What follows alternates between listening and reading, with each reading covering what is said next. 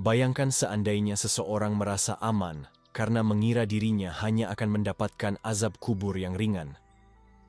Tetapi, apa arti ringan jika ternyata siksa itu terus-menerus, tanpa henti, dan tidak ada jeda sedikit pun? Kita seringkali salah mengartikan kata ringan, seakan-akan itu berarti mudah ditahan, padahal dalam perkara akhirat, yang paling ringan pun sudah cukup membuat manusia menjerit tiada akhir. Inilah yang membuat topik ini begitu penting.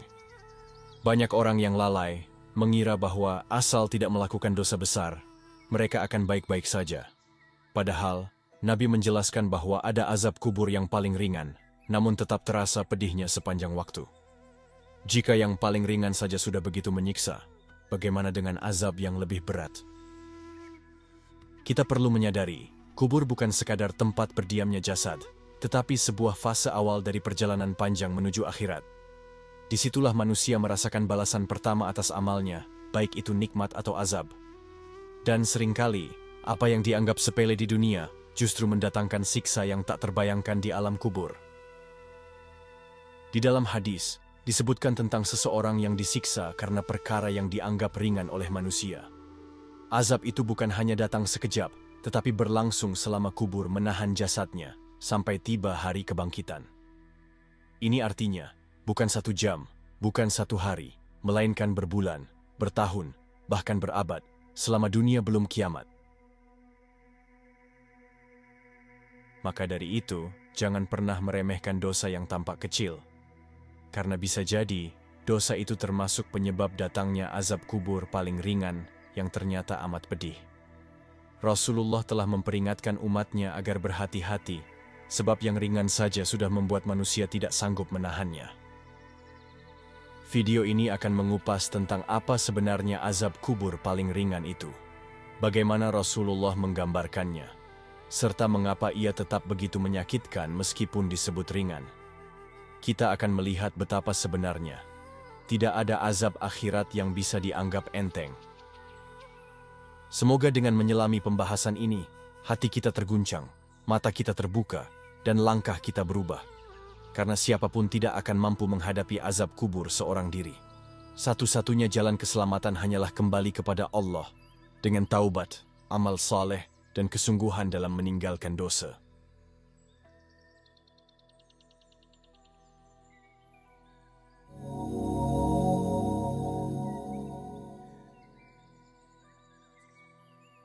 Azab kubur paling ringan menurut hadis.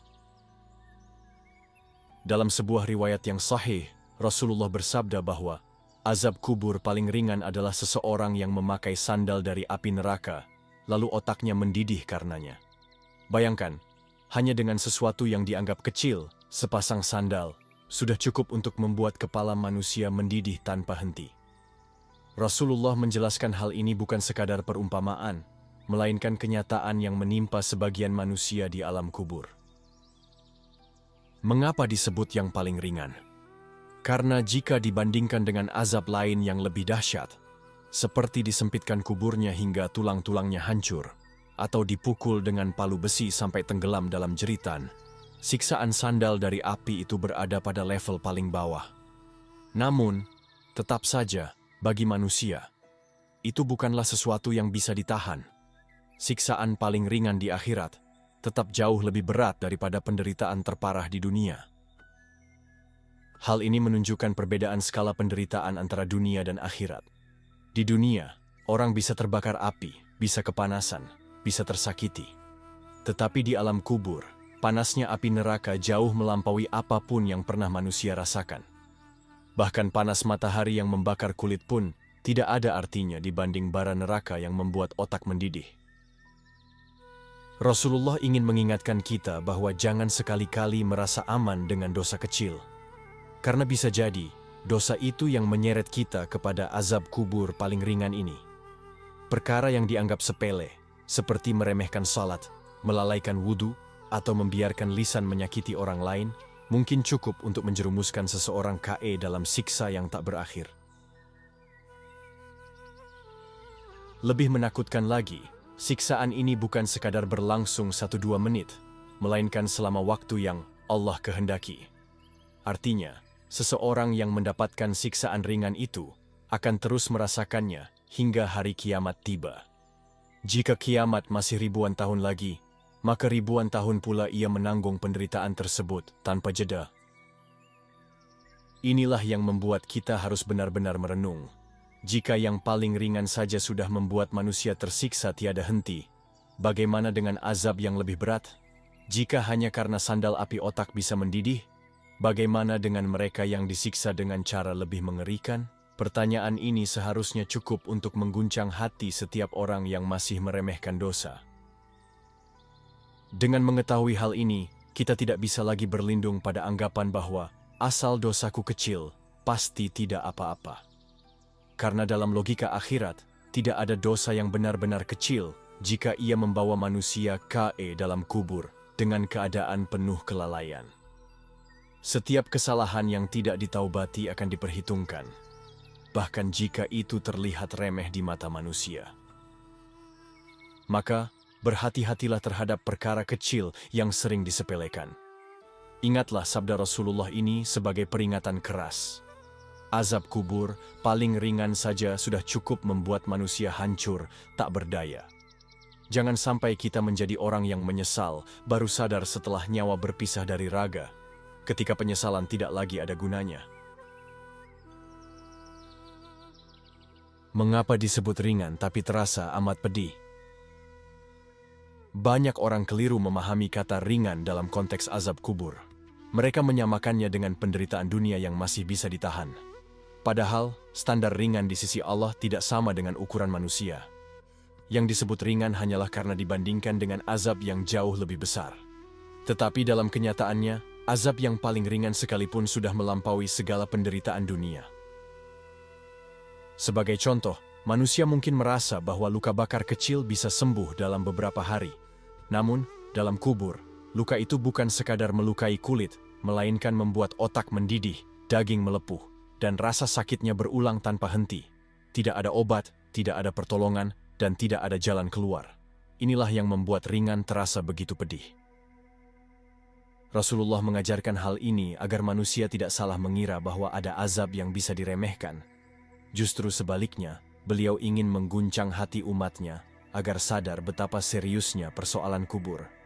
Karena jika yang paling ringan saja sudah seperti itu, maka betapa mencekam azab yang lebih berat.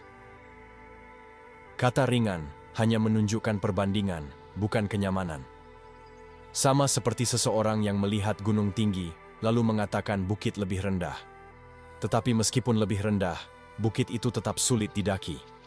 Demikian pula dengan azab kubur, meskipun ringan dibanding yang lain, tetap tidak bisa ditanggung oleh manusia. Selain itu, penderitaan kubur memiliki sifat yang berulang.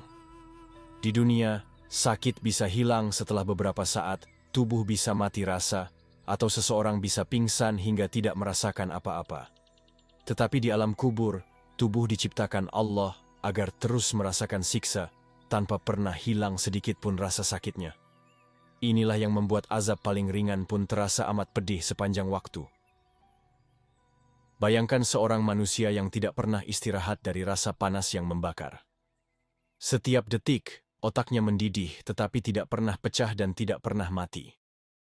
Tubuhnya terus dipaksa menanggung pedih, karena begitulah hukum akhirat. Apa yang di dunia bisa dilalui, di akhirat tidak akan bisa ditahan. Renungan ini seharusnya membuat kita semakin takut.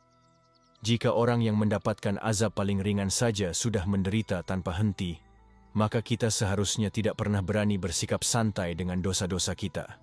Tidak ada ruang untuk menunda taubat atau menyepelekan amal. Dengan demikian, sebutan ringan bukanlah untuk menenangkan, melainkan untuk memperingatkan. Karena tidak ada azab yang benar-benar ringan. Setiap siksa adalah penderitaan, dan setiap penderitaan adalah kehancuran bagi manusia. Sebab-sebab yang menjerumuskan ke azab kubur ringan.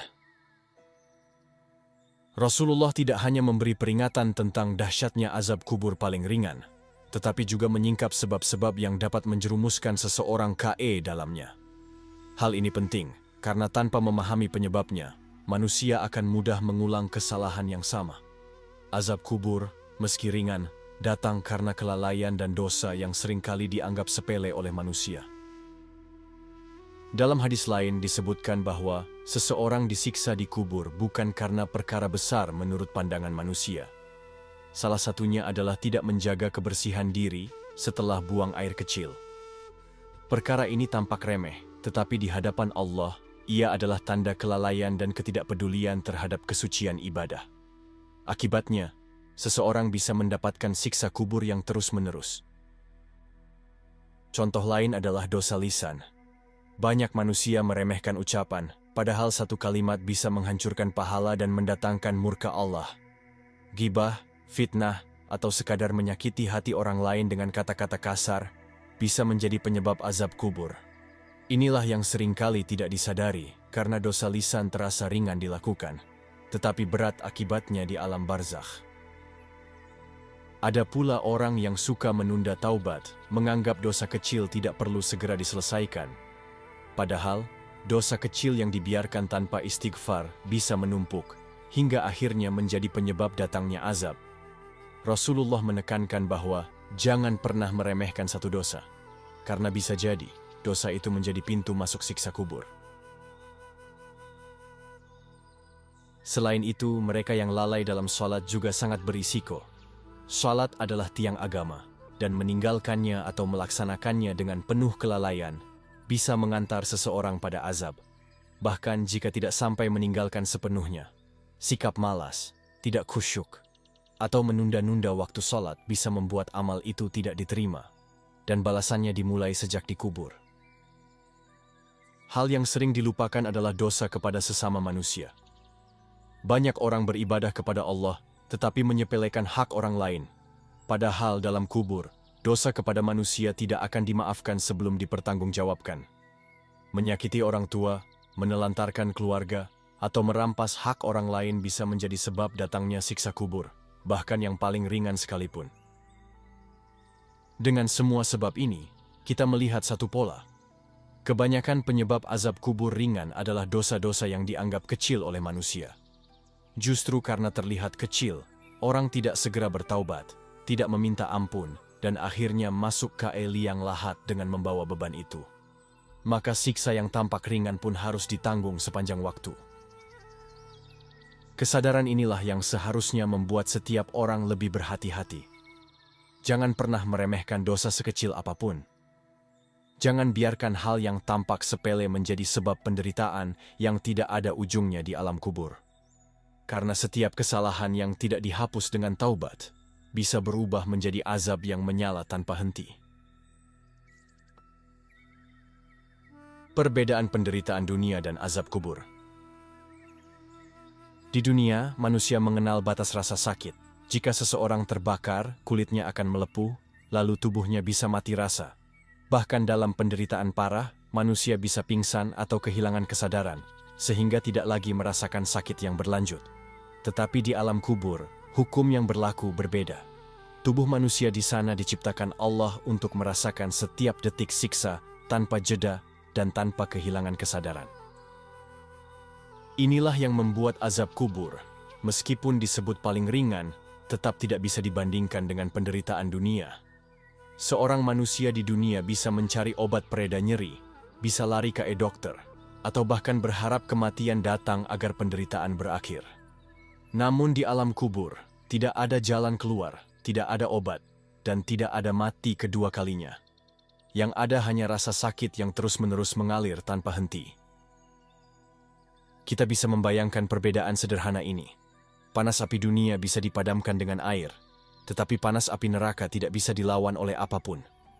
Air yang kita kenal di dunia tidak akan mampu memadamkan api akhirat. Bahkan api dunia disebut hanya satu bagian kecil dari panas neraka yang sebenarnya. Jika yang kecil saja sudah membakar, maka bagaimana dengan yang sejatinya?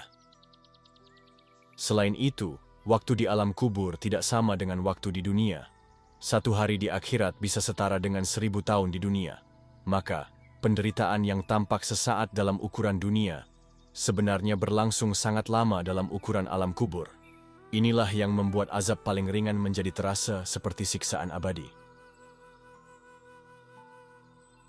Rasulullah ingin menanamkan kesadaran bahwa manusia tidak boleh mengukur siksa akhirat dengan logika dunia.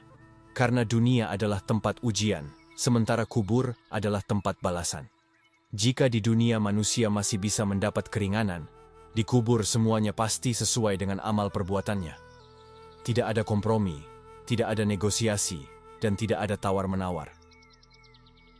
Hal ini menunjukkan betapa besar kasih sayang Allah ketika kita masih di dunia.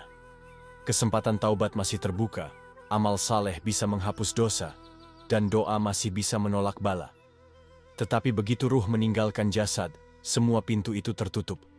Yang tersisa hanyalah penantian di kubur, menikmati nikmat jika amal baik lebih banyak, atau merasakan azab meski itu yang paling ringan. Perbedaan inilah yang seharusnya membuat manusia lebih serius menyiapkan diri.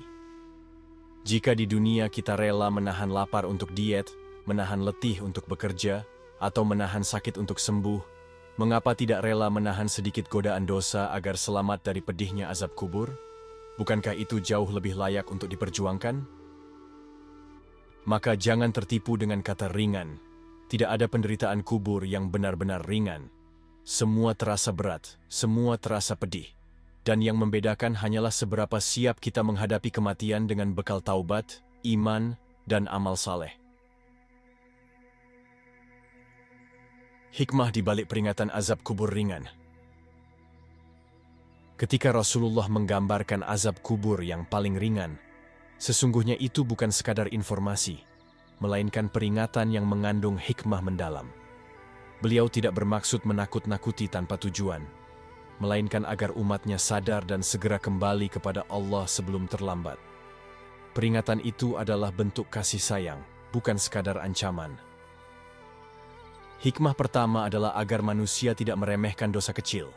Seringkali, kita hanya takut kepada dosa besar, sementara dosa kecil dianggap tidak berbahaya. Padahal, justru dosa kecil yang menumpuk tanpa taubat bisa mengantar kepada siksa kubur. Dengan adanya peringatan ini, manusia didorong untuk selalu berhati-hati dalam setiap langkahnya. Hikmah kedua adalah menyadarkan manusia tentang kelemahan dirinya. Di dunia, kita sering merasa kuat, merasa mampu menanggung beban, bahkan terkadang menantang larangan Allah. Tetapi begitu disebutkan bahwa hanya sandal api saja bisa membuat otak mendidih, manusia langsung menyadari betapa rapuh dirinya di hadapan balasan akhirat. Kesadaran ini penting untuk meruntuhkan kesombongan. Hikmah ketiga adalah mendorong manusia agar memperbanyak amal saleh sebagai pelindung. Salat, sedekah, membaca Quran, dan doa adalah perisai yang bisa menyelamatkan seseorang dari azab kubur. Dengan memahami betapa beratnya azab paling ringan, manusia akan lebih bersemangat untuk memperbanyak bekal kebaikan sebelum ajal menjemput. Hikmah keempat adalah menumbuhkan rasa takut yang sehat. Takut kepada Allah bukanlah rasa takut yang melemahkan, tetapi rasa takut yang menuntun kepada kebaikan. Dengan takut kepada azab kubur, manusia akan terdorong untuk meninggalkan dosa dan lebih serius menjaga kemurnian imannya. Rasa takut ini menjadi pengingat agar tidak terlena dalam gemerlap dunia. Hikmah kelima adalah mempertegas bahwa hidup dunia hanyalah persinggahan.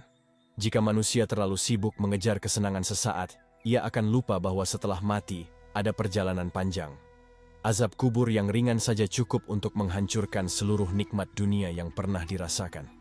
Maka, peringatan ini mengajarkan agar tidak tertipu oleh kesenangan fana.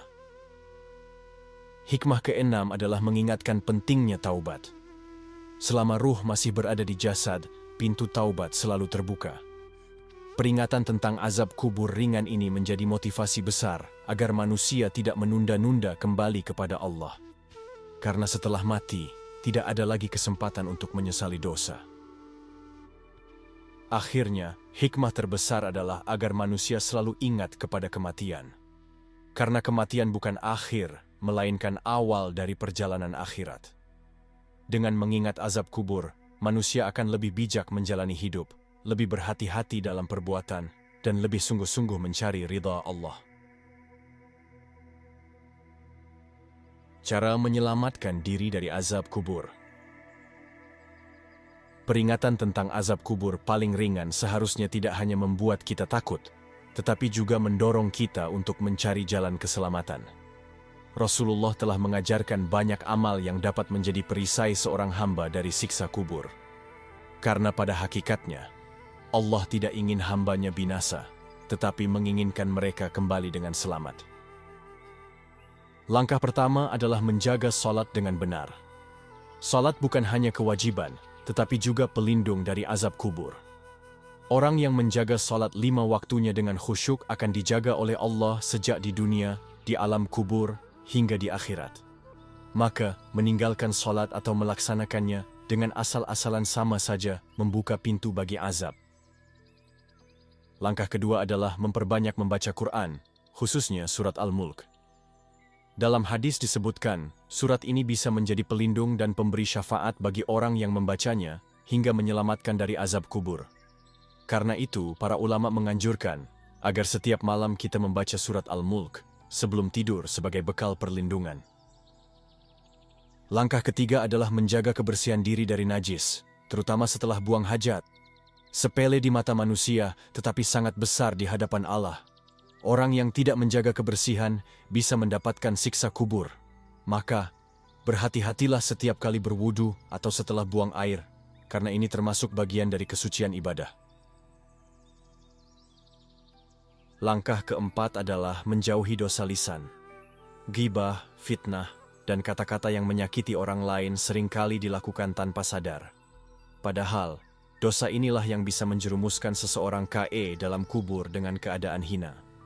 Menjaga lisan berarti menjaga diri dari siksa, karena kebanyakan dosa manusia justru lahir dari ucapan. Langkah kelima adalah memperbanyak doa meminta perlindungan dari azab kubur. Dalam banyak doa yang diajarkan Rasulullah, terdapat permohonan agar diselamatkan dari siksa kubur. Beliau sendiri selalu berdoa memohon perlindungan tersebut dalam salat.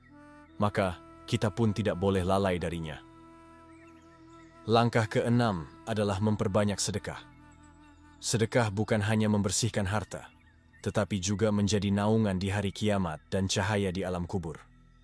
Orang yang gemar bersedekah akan mendapatkan perlindungan dari Allah, dan amal itu menjadi benteng dari siksa. Sedekah yang ikhlas, meski sedikit, bisa menyelamatkan dari penderitaan panjang. Dengan semua langkah ini, kita tidak hanya sekadar takut kepada azab kubur, tetapi juga memiliki ikhtiar nyata untuk selamat darinya. Karena iman yang benar bukan hanya rasa takut, tetapi rasa takut yang dibarengi amal untuk mencari perlindungan Allah. Refleksi tentang ringannya azab, beratnya penyesalan. Peringatan tentang azab kubur paling ringan seharusnya membuat kita merenung dalam-dalam. Betapa manusia seringkali merasa aman karena mengira dosanya kecil, padahal justru dosa kecil itulah yang bisa menyeret dalam siksa panjang. Penyesalan terbesar bukan ketika berbuat dosa, tetapi ketika tidak ada lagi kesempatan untuk memperbaikinya. Bayangkan seseorang yang semasa hidup sering menunda taubat, merasa masih punya waktu, dan akhirnya mati dalam keadaan lalai. Di dalam kubur, ia mendapati dirinya merasakan siksa yang paling ringan. Tetapi bagi dirinya, ringan itu lebih berat dari apapun yang pernah ia alami di dunia. Penyesalan pun datang, tetapi semua sudah terlambat. Inilah perbedaan dunia dan akhirat. Di dunia, masih ada ruang untuk menebus kesalahan. Tetapi di alam kubur, semua jalan perbaikan tertutup. Yang tersisa hanyalah menerima balasan atas perbuatan. Dan disitulah manusia menyadari bahwa satu dosa kecil yang dibiarkan bisa merampas seluruh rasa tenang. Rasa penyesalan itu bukan sekadar karena rasa sakit, tetapi karena menyadari betapa besar nikmat Allah yang telah disia-siakan. Setiap waktu di dunia adalah kesempatan, tetapi manusia lebih memilih menuruti hawa nafsu. Azab kubur paling ringan menjadi tamparan bahwa kesempatan itu sudah hilang dan pintu taubat sudah tertutup rapat. Jika direnungkan, sebenarnya lebih mudah bagi manusia untuk mencegah daripada menanggung. Lebih mudah menjaga lisan daripada menanggung siksa. Lebih mudah berwudhu dengan benar daripada menahan penderitaan sepanjang masa. Lebih mudah sholat tepat waktu daripada menunggu penyesalan di liang kubur. Tetapi seringkali manusia memilih jalan yang sulit karena tertipu oleh dunia. Refleksi ini juga menegaskan bahwa tidak ada dosa yang aman untuk disepelekan. Setiap langkah, setiap kata, setiap perbuatan harus selalu ditimbang. Jika tidak, dosa yang tampak kecil akan menjadi sebab siksa besar. Rasulullah sudah memperingatkan, tetapi manusia seringkali baru sadar ketika sudah tidak ada jalan kembali. Maka, renungkanlah. Jika azab yang paling ringan saja sudah cukup menghancurkan seluruh kesenangan dunia, bagaimana dengan azab yang lebih berat? Jika hanya sandal api saja membuat otak mendidih, bagaimana dengan neraka yang sesungguhnya? Pertanyaan ini seharusnya cukup untuk membangunkan hati yang lalai. Dengan merenungkan hal ini, kita diingatkan untuk segera bergegas dalam kebaikan, tidak menunda taubat, dan tidak meremehkan dosa kecil. Karena penyesalan di kubur tidak bisa dihapus, tetapi pencegahan di dunia masih bisa dilakukan. Inilah kesempatan yang harus kita jaga selagi nafas masih berhembus. Menjadikan peringatan ini sebagai jalan keselamatan. Setiap peringatan tentang azab kubur sebenarnya adalah bentuk kasih sayang dari Allah. Jika Allah tidak menginginkan kebaikan bagi hambanya, tentu tidak akan ada penjelasan mengenai siksaan, apalagi yang paling ringan. Dengan diberitahu sejak dini, manusia diberi kesempatan untuk memilih, terus berjalan di jalan dosa, atau segera kembali dan menyiapkan bekal untuk keselamatan. Peringatan ini seharusnya menjadi cambuk bagi kita untuk tidak menunda. Karena setiap tarikan nafas adalah kesempatan terakhir yang bisa menjadi penentu. Tidak ada yang tahu kapan ajal datang. Dan tidak ada jaminan kita bisa memperbaiki diri besok. Maka, kesempatan yang ada hari ini adalah momen terbaik untuk berubah. Kita harus mengingat bahwa azab kubur bukan hanya teori atau cerita. Ia adalah realitas yang pasti akan dialami setiap manusia, kecuali yang dilindungi Allah. Rasulullah menyampaikannya bukan untuk sekadar ditakuti, tetapi untuk dipahami dan dijadikan peta jalan agar kita tidak salah arah. Oleh karena itu, setiap amal kecil yang kita lakukan bernilai besar. Menjaga wudhu, berzikir sebelum tidur, membaca surat Al-Mulk, bersedekah meski sedikit, menjaga lisan, semuanya bisa menjadi perisai dari azab kubur. Amalan kecil yang dilakukan terus-menerus lebih berharga daripada penyesalan besar yang datang terlambat. Kita juga harus menyadari bahwa kehidupan dunia adalah waktu yang sangat singkat dibanding perjalanan setelah mati. Menyiapkan bekal bukanlah pilihan, tetapi keharusan. Karena tidak ada satupun manusia yang bisa menghindar dari kematian, dan tidak ada satupun yang bisa melawan takdir kubur. Yang bisa kita lakukan hanyalah menyiapkan diri agar azab tidak menjemput kita. Peringatan tentang azab kubur paling ringan adalah pintu untuk menyadari betapa beratnya perjalanan setelah mati. Jika ini saja sudah terasa pedih sepanjang waktu, maka hanya orang bodoh yang masih berani bermain-main dengan dosa. Orang beriman justru menjadikan rasa takut ini sebagai bahan bakar untuk memperkuat iman dan amalnya. Dengan demikian, setiap kali kita tergoda oleh dosa, ingatlah peringatan ini. Tanyakan pada diri sendiri, apakah layak menukar kenikmatan sesaat dengan penderitaan sepanjang masa? Apakah layak meremehkan satu dosa kecil yang bisa mengantar kita ke azab yang bahkan paling ringannya sudah tak tertahankan? Maka, jadikan peringatan ini bukan hanya sebagai rasa takut, tetapi sebagai motivasi untuk berubah. Selama nyawa masih di tubuh, selama lidah masih bisa beristighfar, selama tangan masih bisa bersedekah, itulah kesempatan yang harus dimanfaatkan. Karena setelah masuk ke kubur, semuanya terlambat. Sahabat Islamic Reminder yang dirahmati Allah, pada akhirnya, azab kubur paling ringan bukanlah sesuatu yang bisa dianggap remeh. Rasulullah sudah menyingkapkan kepada kita bahwa bahkan siksaan terkecil di alam kubur pun mampu membuat manusia hancur tak berdaya. Ini bukan sekadar ancaman, melainkan kenyataan yang akan dialami siapapun yang meremehkan dosa-dosa kecil dan lalai dalam bertaubat. Kita belajar bahwa tidak ada dosa yang terlalu kecil untuk disepelekan. Karena setiap kesalahan yang tidak segera ditebus bisa menjadi sebab penderitaan panjang di alam barzakh. Ringannya azab hanya dalam ukuran perbandingan, bukan dalam rasa. sebab kenyataannya, yang paling ringan pun sudah cukup untuk menghancurkan seluruh kenikmatan dunia yang pernah kita rasakan. Maka jalan yang paling bijak adalah kembali kepada Allah sebelum terlambat. Selagi nyawa masih ada, selagi pintu taubat masih terbuka, selagi amal masih bisa dilakukan, jangan sia-siakan kesempatan. Setiap detik adalah peluang untuk menyelamatkan diri dari azab, bahkan dari yang paling ringan sekalipun.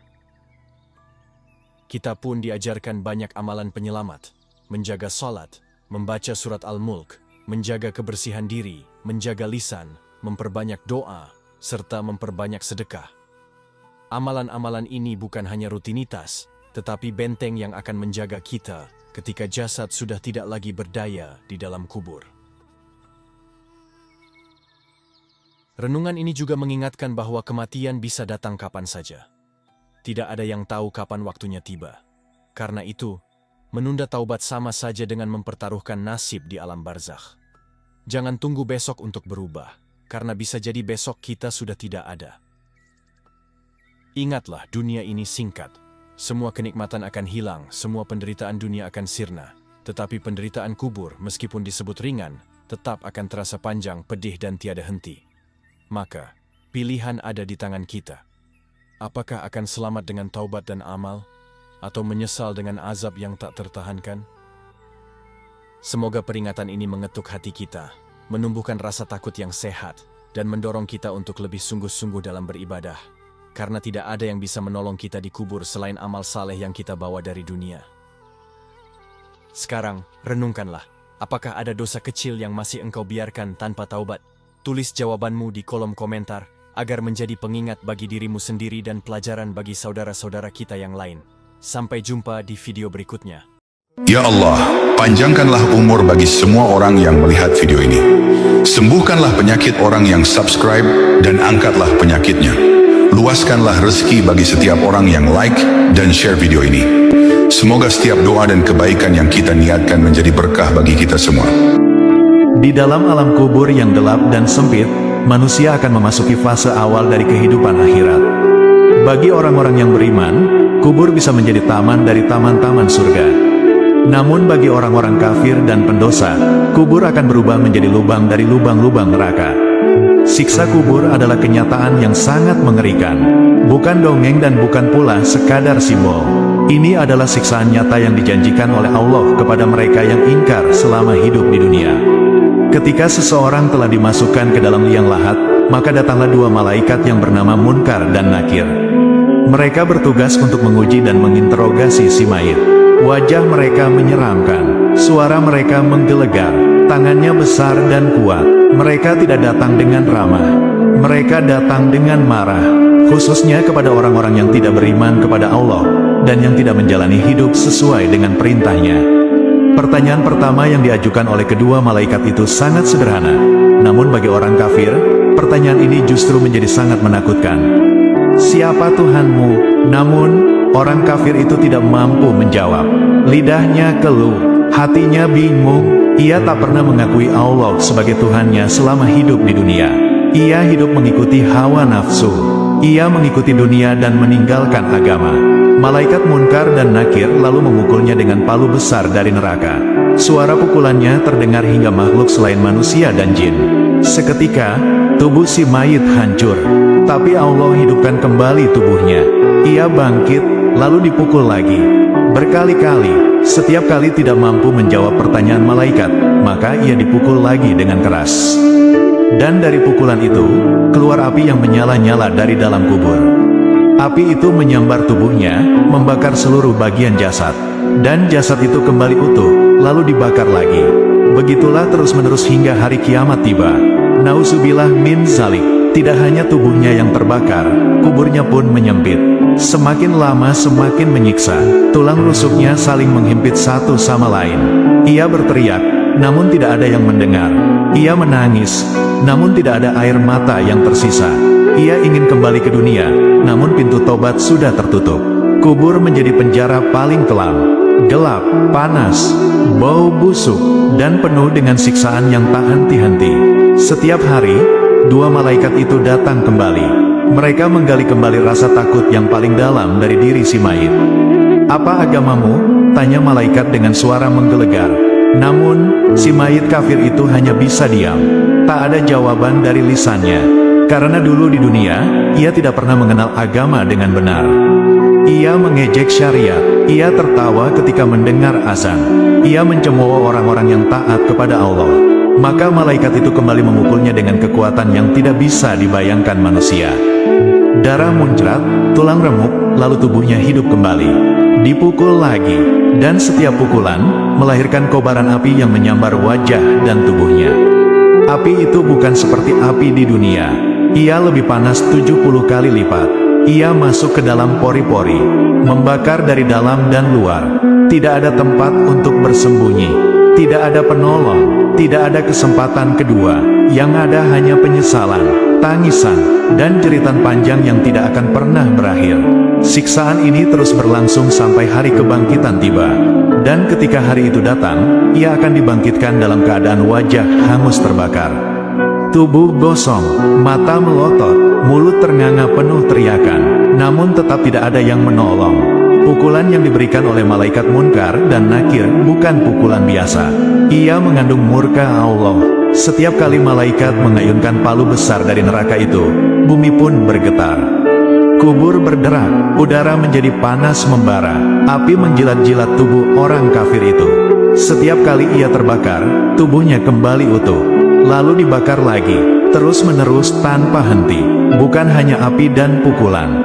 Kubur orang kafir dipenuhi oleh ular besar, kalajengking raksasa, dan binatang-binatang menjijikkan. Mereka diperintahkan oleh Allah untuk menyiksa tubuh si mayit. Lidahnya dijulurkan dan digigit ular sampai putus. Matanya dicungkil, kepalanya dihantam batu, telinganya dipenuhi belatung. Semua itu ia rasakan dalam keadaan sadar penuh. Ia menyesal, tapi penyesalan sudah tidak berarti. Ia ingin sekali mengatakan, "Tuhanku adalah Allah." Tapi mulutnya tidak bisa berkata apa-apa. Allah mengunci hatinya sejak ia hidup di dunia. Karena selama hidup, ia menolak kebenaran. Ia menolak Rasul. Ia tertawa ketika mendengar ayat-ayat suci. Ia menari-nari di atas dosa, dan menganggap hidup ini hanyalah permainan. Maka hari ini, semua permainannya dibalas oleh Allah. Dengan siksa yang setimpal, dengan azab yang tidak terbayangkan. Ia hanya bisa berharap waktu berhenti. Tapi waktu justru berjalan sangat lambat. Setiap detik terasa seperti 1000 tahun. Ia memohon agar ditiadakan, tapi Allah membiarkannya tetap hidup. Dalam kubur, dalam siksa, dalam api, dalam kesepian, dalam kegelapan kubur, nyala api terus membakar. Malaikat Munkar dan Nakir berdiri di sampingnya, dengan wajah yang tidak bisa ditatap. Mereka bukan seperti manusia. Mereka lebih menakutkan dari segala yang pernah dibayangkan. Mereka bukan kejam. Mereka hanya menjalankan perintah Allah kepada orang yang sudah menolak kebenaran. Orang kafir itu terus ditanyai, "Apa pendapatmu tentang laki-laki yang diutus kepadamu?" Maksudnya adalah Nabi Muhammad. Tapi si mayit tidak bisa menjawab. Ia hidup dalam kebencian terhadap Nabi. Ia anggap ajaran Islam sebagai pengganggu. Ia hidup menentang syariat. Ia berkata bahwa agama itu buatan manusia.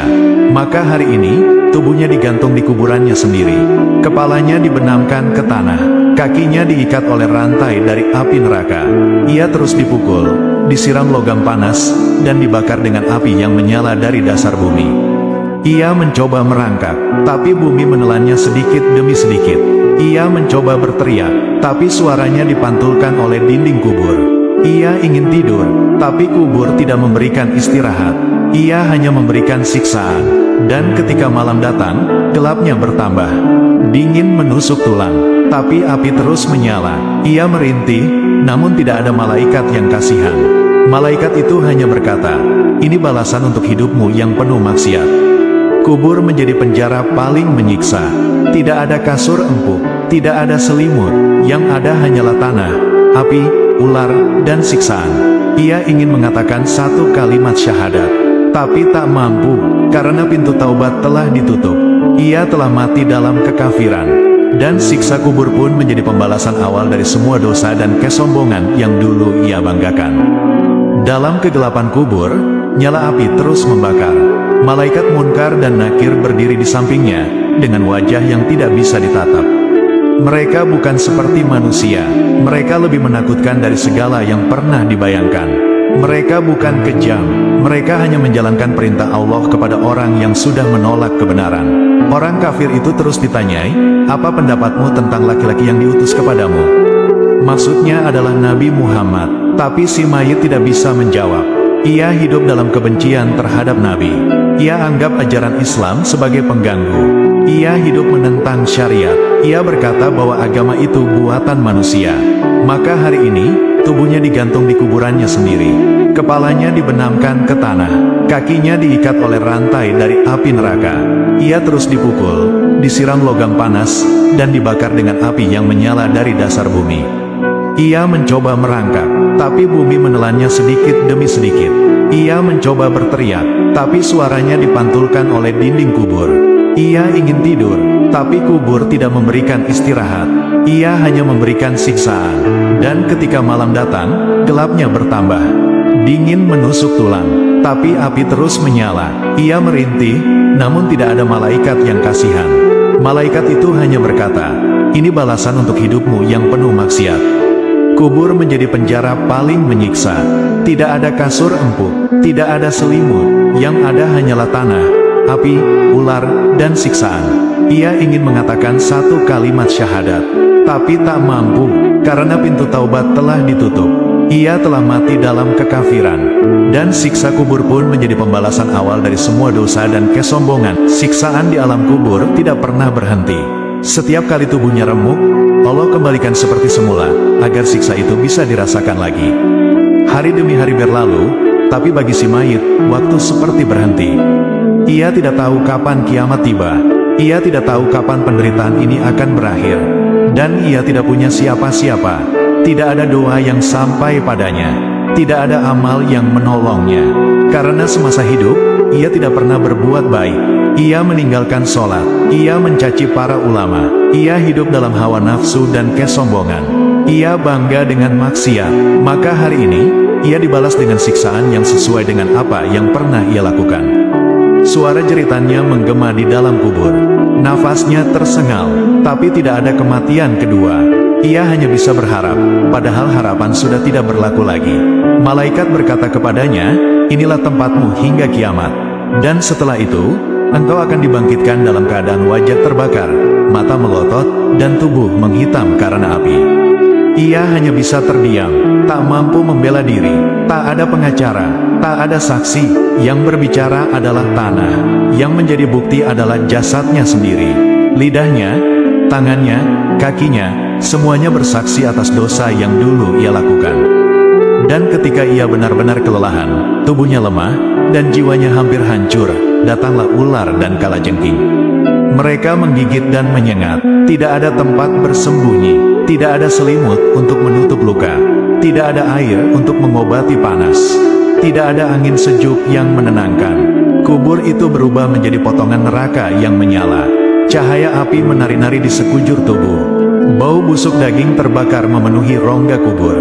Dan di sanalah ia akan terus merasakan azab ini sampai Allah membangkitkannya kembali di hari kiamat kelak. Sahabat, begitulah dahsyatnya azab kubur bagi mereka yang ingkar dan mati tanpa iman.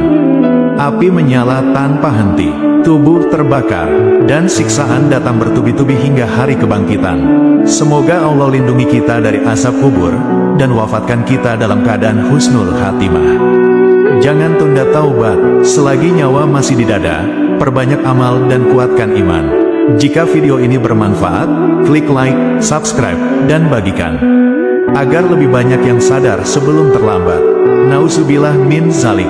Semoga kita semua diselamatkan. Amin. Wajah orang yang tidak pernah susah hidupnya, itu disebut naimah. Karena membedakan wajah orang sulit, orang susah dengan wajah orang yang gembira dan senang itu nampak di dunia saja, Bu. Ada anak kecil usia 3 tahun, umpamanya.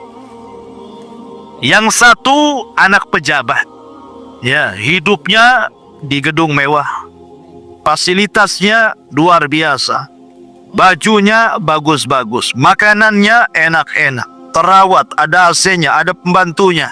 Semua nikmat isi rumah. Dengan anak usia 3 tahun tinggal di Ruli.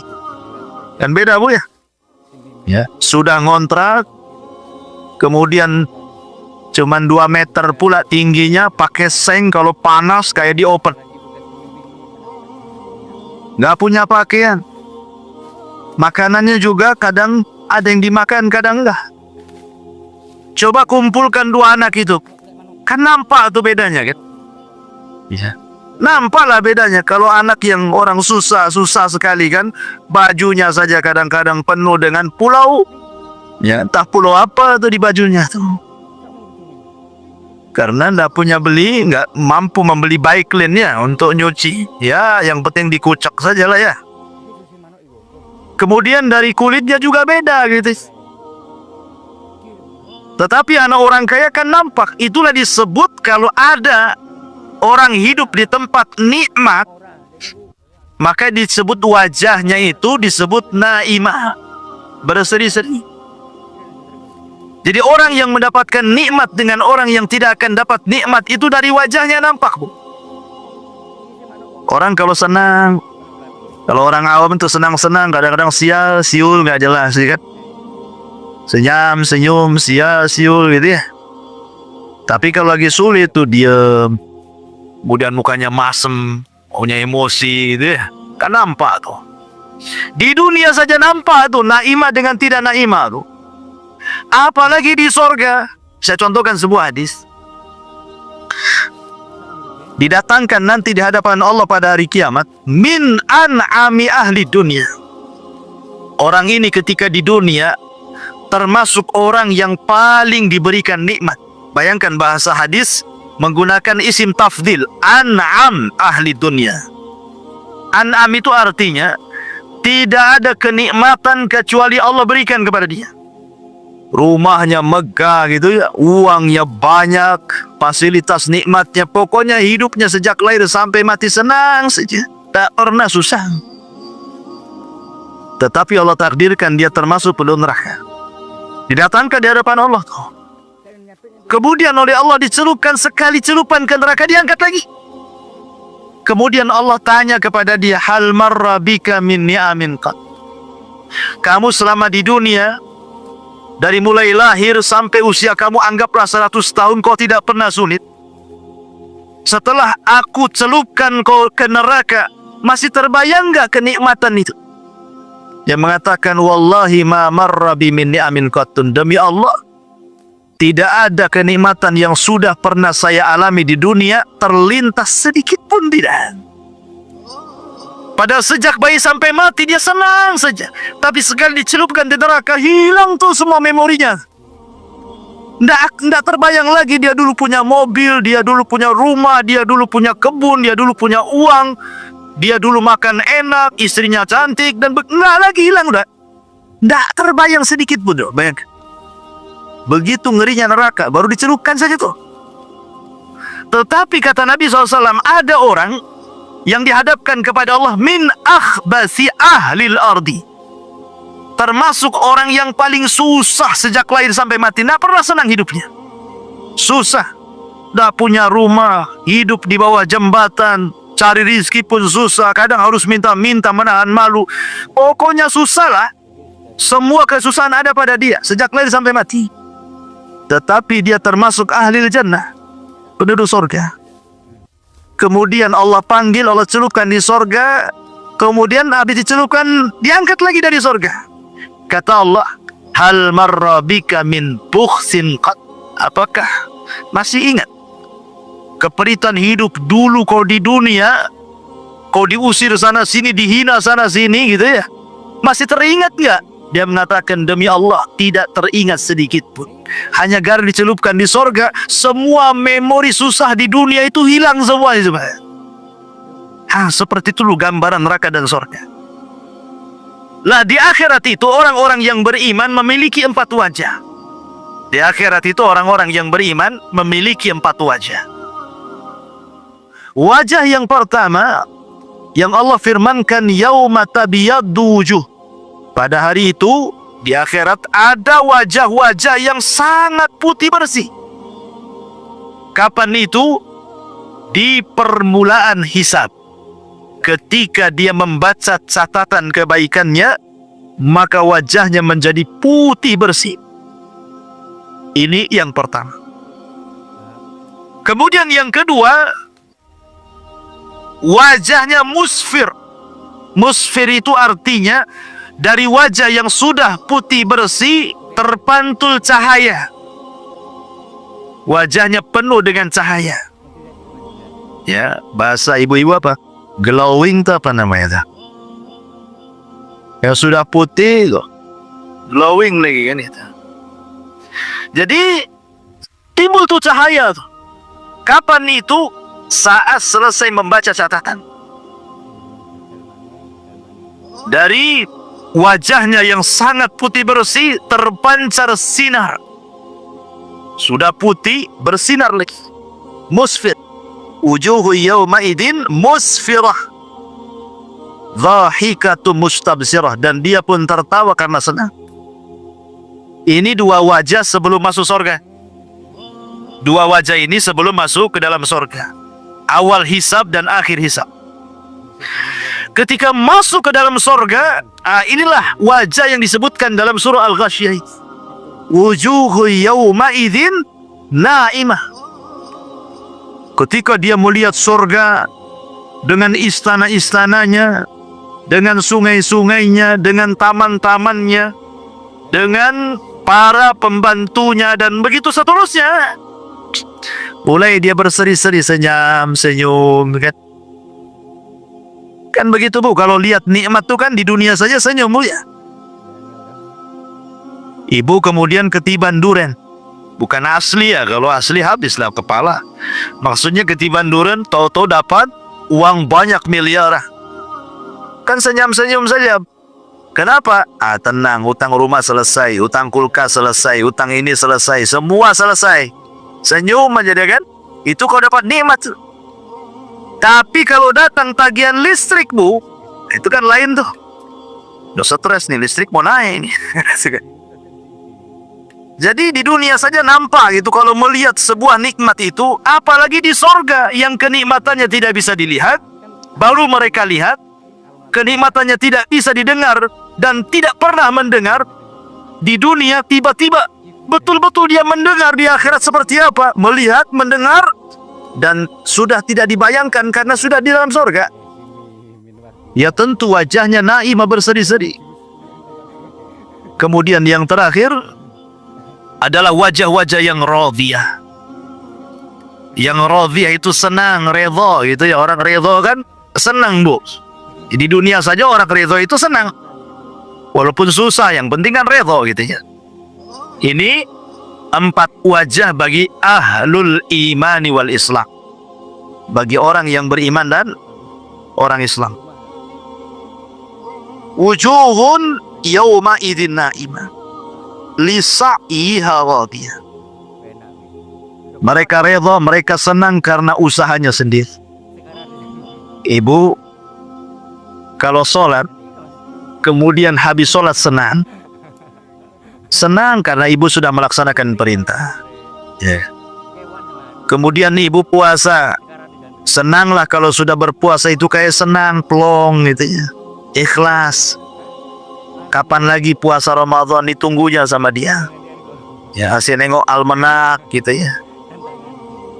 Kemudian ibu sedekah kayaknya puas, kalau ngasih uang sama orang miskin itu kayak puas. Kapan lagi kalau saya punya rezeki saya kasih lagi gitu.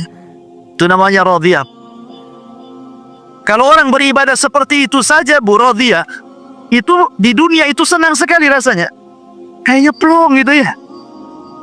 Tapi kalau ibadah itu tidak redha, terpaksa Bu, maka kesannya malas-malas.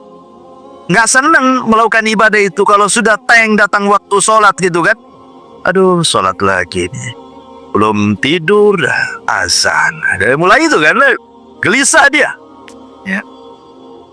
Jadi akhirnya kemudian ibadah itu jadi beban bagi dia. Kayak ibu punya utang sama orang, kalau sudah dibayar tuh plong gitu. Ya gitu juga. Jadi sholat itu hanya sekedar melaksanakan kewajiban saja. Kalau sudah sholat kayaknya plong. Plong itu maksudnya bukan senang, tapi kayaknya sudah terbayar tuh utang tuh. Begitu. Ya. Jadi ada orang-orang di dunia saja kita melaksanakan ibadah penuh ikhlas, ridho, ditunggu kapan sholat asar datang. Itu sudah bagi kita itu tidak terbebani semua ibadah itu. Apalagi di sorga yang tidak ada ibadah sama sekali. Masyarul muslimat yang dimuliakan Allah Azza wa Jalla. Maka orang yang merasa redha dengan ibadahnya, maka itu orang yang akan mendapatkan redha dari Allah. Jadi kalau dia redha dengan ibadahnya sendiri, maka itu sebab terbesar mendapatkan keredhaan Allah. Demi Allah Bu, mendapatkan keredhaan Allah kata para ulama itu bukan perkara sulit. Asal kita mau melakukannya. Contoh umpamanya yang ringan saja, kalau ibu habis makan, ibu mengucapkan Alhamdulillah. Habis minum, mengucapkan Alhamdulillah. Dalam setiap hal ibu katakan Alhamdulillah. Katakan Alhamdulillah ala kulli hal, pada setiap kondisi. Mau susah, Alhamdulillah. Ya, sesusah-susahnya saya masih bisa makan. Terus sebelah itu sesusahnya dia susah sampai kurus. Itu ya. Dia masih bersyukur gitu maksudnya ya. Dengan yang ada itu masih disyukuri. Itu salah satu sebab terbesar ibu mendapatkan ridha Allah. Karena memang orang yang seperti ini menerima apapun yang diberikan oleh Allah Azza wa Jalla, itu syarat terbesar untuk dapat ridha. Ketika dia ridha dengan apa yang diberikan oleh Allah, maka Allah pun ridha kepada dia. Ketika dia tidak ridha akan apa yang diberikan Allah, maka Allah pun tidak akan ridha kepada dia. Karena orang yang tidak ridha dengan pemberian Allah, biasanya dia menjadikan Allah itu objek celaan. Biasanya seperti itu. Orang yang tidak ridha nih pemberian Allah, Allah jadi objek celaan kita. Ya Allah, kenapa aku saja yang susah? Kenapa nggak sebelah saja disusahkan tuh? Nah itu ya. Si aku aja yang sakit bertahun-tahun, kenapa orang itu sehat-sehat saja? Si aku aja anaknya nakal, kenapa orang anak-anak baik, anak-anak orang itu baik? Ya karena engkau tidak mendidiknya kan gitu. Jadi malah Allah yang disalahkan tuh. Ya, jangan seperti itu. Ya, lisa'yiha radiyah. Mereka senang karena usahanya sendiri, maksudnya saat masih di dunia mereka beramal saleh, mereka salat, puasa, berzakat, haji, membaca Quran, mereka menjaga diri dari hal-hal yang haram sehingga di akhirat mereka mendapatkan balasan di mana Allah akan redha kepadanya. Kemudian Allah mengatakan fi jannatin 'aliyah. Mereka akan masuk ke dalam sorga yang tinggi. Sorga itu bertingkat-tingkat. Makanya sering saya katakan Syekhul Islam Ibn Taimiyah sampai ketika memberikan sarahan hadis, Allah memanggil penduduk sorga dan mengatakan Iqra wartaq warattil kama kunta turattil fid dunya fa inna manzilataka inda akhiri ayatin taqrauha. Bacalah Quran wahai fulan sambil kau naik. Maksudnya terbang. Ya, di sorga itu semua manusia akan terbang karena tidak ada gravitasi. Kalau di bumi itu kan ada gravitasi. Jadi kita disedot bumi, makanya tidak bisa terbang. Coba kalau keluar angkasa sana, ya kan pada terbang tuh orang-orang yang ke bulan tuh. Nah, di sorga itu tidak ada gravitasi sehingga orang bisa terbang. Dikasih rop-rop gitu ya, kasih sayap di punggung, terbang. Ya, Allah mengatakan Iqra, baca Quran, terbang kau ke atas. Pilih tingkatanmu di sorga itu, karena sorga itu tinggi, bertingkat-tingkat. Makin tinggi makin indah, makin tinggi makin indah gitu. Dan terus baca, tartilkan bacaanmu sebagaimana di dunia engkau mentartilkan bacaanmu. Nanti engkau akan mendapatkan tingkatan di mana disesuaikan dengan ayat yang kau baca terakhir di dunia. Artinya semakin banyak membaca Quran, semakin gemar dengan Al-Quran di dunia, maka semakin tinggi tingkatannya. Dari hadis ini kata Ibnu Taimiyah rahimahullah ta'ala, beristimbat hukum bahwa tingkatan di sorga itu sebanyak ayat di dalam Al-Quran. 6.500 kurang lebih ayat di Quran kan? Sebanyak itulah tingkatan di sorga. Dan satu tingkatan ke tingkatan berikutnya itu perjalanan 500 tahun atau bagaikan langit dan bumi. Pertingkatannya itu ya, luar biasa. Fi jannatin 'aliyah la tasma'u fiha laghiyah. Di surga itu kamu tidak akan mendengar perkataan yang tidak berguna. Nggak ada di surga itu orang yang nyelekit ngomongnya itu. Ya, di dunia saja kan, Bu ya. Orang yang nyelekit ngomongnya itu. Makanya sering saya katakan 3 kaedah yang ibu pasti lalui di dunia. 1, dunia ini bukan tempat istirahat. 2, ibu tidak mungkin selamat dari ucapan manusia. 3, ibu pasti mati. Ya. Makanya ada 3 hal. Ibu pasti akan disakiti. Ibu pasti lelah. Ibu pasti mati. Ya, itu 3 perkara akan dilalui itu. Tidak selamat. Orang tidak akan selamat. Orang tidak akan istirahat di dunia. Artinya akan tetap ada ujian. Selesai dari ujian ini datang pula ujian yang lain. Selesai ujian yang lain, datang pula ujian yang lainnya. Begitulah dunia, darul bala, tempat ujian. Manusia tidak akan selamat dari ucapan manusia. Ibu mau sembunyi di mana saja tetap ibu diomongin orang. Coba saja, Bu. Ibu menghindar dari ucapan manusia, ngurung diri, jangan pernah keluar. Tutup jendela, tutup pintu, tutup ventilasi. Ya kan? Tetap saja orang mengatakan, jangan-jangan itu sakit jiwa orang itu tidak pernah keluar, gitu kan. Ya, padahal niat dia supaya jangan salah ngomong, salah bergaul, sehingga dia ngurung diri. Itu saja dibilang gila, dibilang sakit jiwa kan.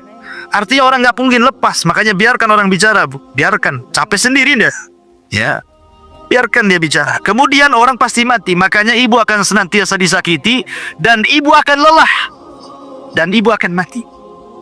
Makanya perlu 2 hidup di dunia itu, sabar dan beriman dengan takdir. Sabar mau diapakan lagi? Memang seperti itu orang hidup di dunia kan. Harus sabarlah. Dan beriman dengan takdir. Bahwa ujian dan ucapan orang itu semua sudah ditakdirkan. Kalau orang berjalan dengan takdir, tenang. Biarkan sudah ngomong. Dia ngomong gitu sama saya kan sudah takdirnya memang di hari ini ngomong sama saya. Nah, selesai kan? Ya. Bu, itu orang itu kok ngomong begini-begini sama. Nggak apa-apa, itu kan sudah ditulis 500 tahun sebelum Allah ciptakan langit dan bumi, kan tenang kalau ngomong gitu. Kalau ibu kejar, ngomong apa dia? Oh, kurang ajar, sampaikan. Wah, itu nggak jadi, itu perang namanya, ya kan? Jadi berjalan dengan takdir. Ya, lah di sorga itu nggak akan ibu dapati orang-orang kayak gini nih. Kenapa? Karena sebelum orang masuk ke dalam sorga itu Allah sudah cabut wa naza'na ma fi sudurihim min ghillin ikhwana. Jadi perasaan dengki, perasaan dendam, perasaan hasad itu tidak ada lagi. Di sorga itu cuma satu hati. Cuman satu hati. Semua sama hatinya seperti itu. Oh, di bumi itu kan hatinya banyak. Ada yang hasad, ada yang dengki, ada yang benci, ada yang ghibah, macam-macamnya. Kemudian Allah mengatakan, fiha ainun jariyah. Di sana ada mata air yang mengalir. Di sorga itu mata air banyak. Ada yang mengalir kayak sungai. Ada yang memancar dari bawah kayak pancuran.